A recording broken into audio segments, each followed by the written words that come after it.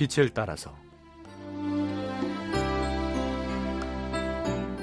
빛을 따라서 매주 화요일 이 시간에는 서대문교회 최종태 목사님께서 말씀 전하십니다.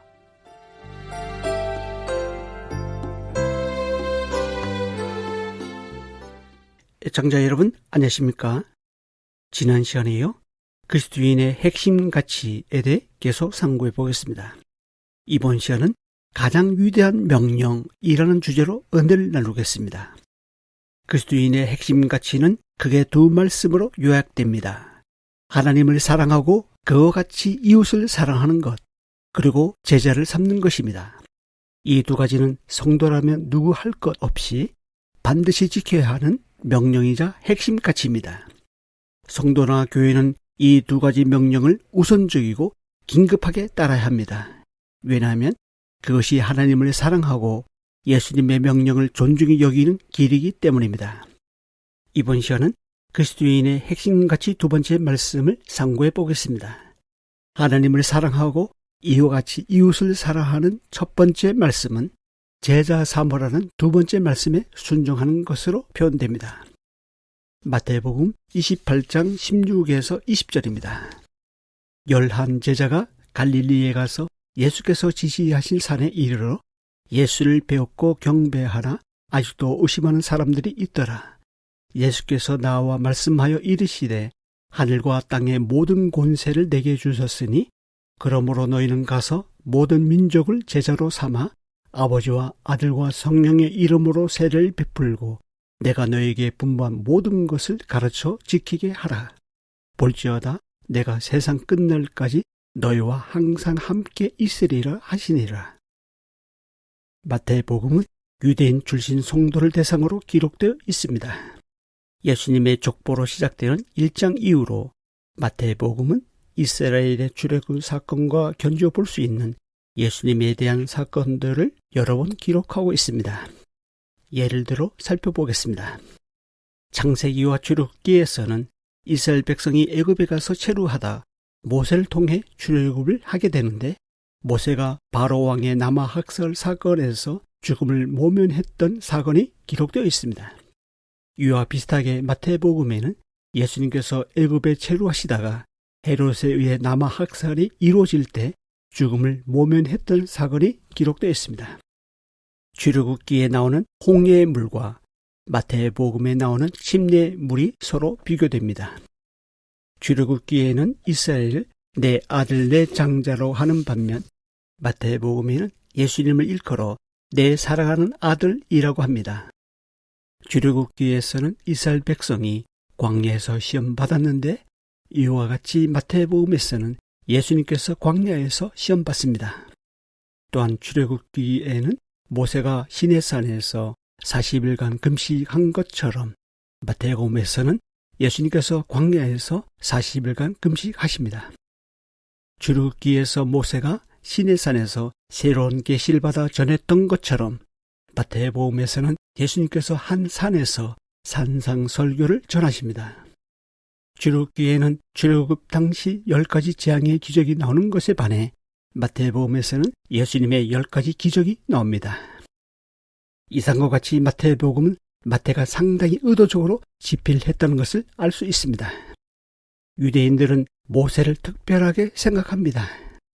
지금도 모세와 같은 선지자를 기다리고 있습니다. 그런데 마태는 동족 히브리인들을 위해 마태복음을 쓰면서 구약 성경에 예언된 메시아가 바로 예수님이라는 사실을 강조하고 있습니다.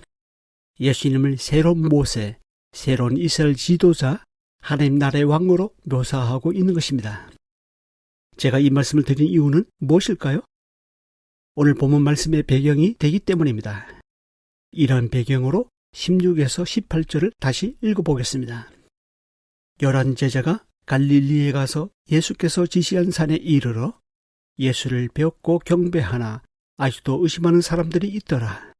예수께서 나와 말씀하여 이르시되 하늘과 땅의 모든 권세를 내게 주셨으니. 구약에서 모세는 시내산에서 하나님의 특별 계신 율법을 받아서 이스라엘에게 전했습니다. 그러나 신약에서는 예수님께서 지시하신 산에서 가장 중요한 명령을 제자들에게 선포하고 계십니다. 모세는 선지자에 불과합니다. 모세는 왕이 아닙니다. 모세는 선지자로서 하나님의 율법을 받아서 이스라엘 백성들에게 선포했습니다.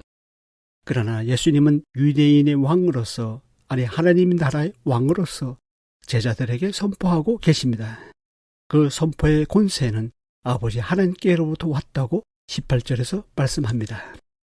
예수님은 모세와 급이 다릅니다. 히브리서 기자가 강조했듯이 예수님은 모세보다 더 위대하고 뛰어나십니다. 그러한 예수님이 지금 명령하고 계십니다. 선포의 무게감이 다릅니다.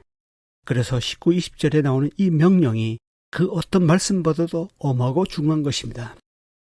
예수님은 지금 모세처럼 선지자 입장에서 말씀하고 있는 것이 아닙니다.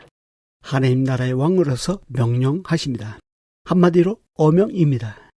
사극을 보면 어명이라고 하면 모두가 그 앞에서 숨죽이고 있지 않습니까? 어명을 어기고 불순종하면 죄가 됩니다. 목숨을 잃을 수 있기 때문에 어명 앞에서 모두가 두려워하는 것입니다.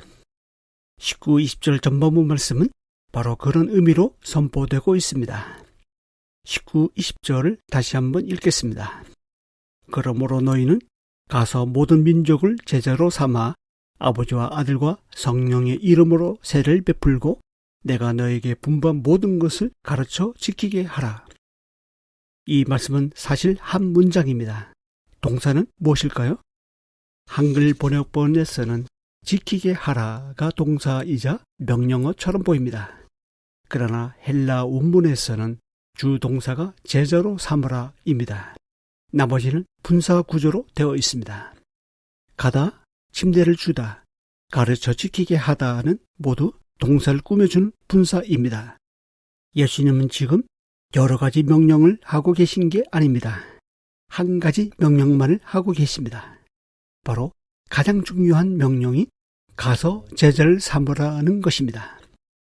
제자 삼으라고 하니까 무엇을 어떻게 해야 할지 모를 수도 있는데요. 그러나 어렵게 생각하지 않아도 됩니다. 제자는 어떤 훈련 프로그램 과정을 통해 만들어지는 것이 아닙니다. 제자는 한마디로 따르는 자입니다. 예수님의 생각을 따르고 예수님의 가르침을 따르고 예수님의 삶의 방식을 따르는 자가 바로 주님의 제자입니다. 그래서 제자를 삼기 위해서 먼저 나 자신이 주님을 따르는 제자인가를 돌아봐야 합니다. 나 자신도 예수님을 따르지 않으면서 다른 사람을 따르라고 말할 수 없으니까요. 이 방송을 듣고 계신 애청자 여러분, 만약 여러분이 그리스도인이라면 먼저 나 자신이 주님의 명령을 따르는 제자인가를 살펴봐야 합니다. 여러분은 과연 주님의 생각, 주님의 뜻, 주님의 삶의 방식을 따르는 제자입니까? 그렇다면 제자 삼으라는 주님의 명령에 순종하는 저와 여러분이 될 수 있기를 바랍니다. 다음 시간에 이어서 말씀드리겠습니다. 감사합니다. 빛을 따라서 지금까지 서대문교회 최종태 목사님께서 말씀 전하셨습니다. 오늘 말씀 들으시고 신앙생활에 도움받기 원하시는 분들 지역번호 02-3141-5853 3141국에 5853번 서대문교회로 전화하시기 바랍니다.